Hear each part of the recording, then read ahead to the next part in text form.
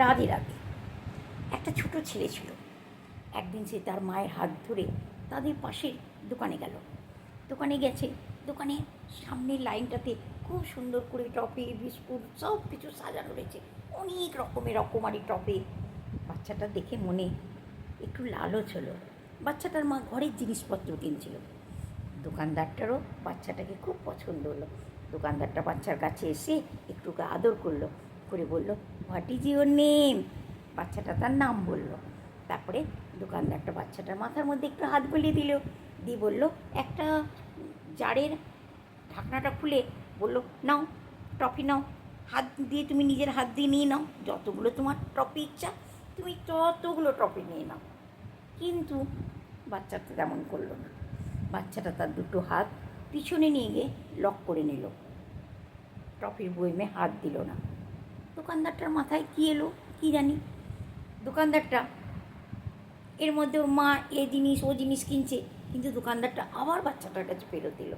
এসে বাচ্চাটাকে ওই বইমটার থেকে নিজে হাতে করে এতগুলো টফি তুলে নিয়ে বাচ্চাটাকে দিল। বলছে, নাও তুমি নাও। তখন বাচ্চাটা তাড়াতাড়ি করে পিছনে হাতটা নিয়ে এসে সামনে এনে হাতটা পেতে সব টফিগুলো নিয়ে নিল। নিয়ে সে তার জেবে ঢেলে নিল সব টফিগুলো। এবারে তার মা তার জিনিসপত্র সব নিয়ে নিল। নিয়ে এবারে তার মা ফেরত আসছে যখন রাস্তাতে, তখন তার মা বাচ্চাটাকে জিজ্ঞাসা করছে, আচ্ছা তুমি আমাকে একটা কথা বলো, আঙ্কেল তোমাকে প্রথমে বললো টফি নিয়ে নাও, তুমি নিলে না, তুমি হাতটা পিছনে লক করে নিলে। তারপরে আঙ্কেল যখন নিচে হাতে করে তোমাকে টফি দিল, তখন তুমি বারণও করলে না যে না আমি টফি নেব না। তোমার তো কথাটা বলা উচিত ছিল যে না আমি টফি নেব না। কেন নিলে তুমি? তুমি তখন কেন নিলে আঙ্কেলের হাতে, নিজের হাতে করে কেন নিলে না?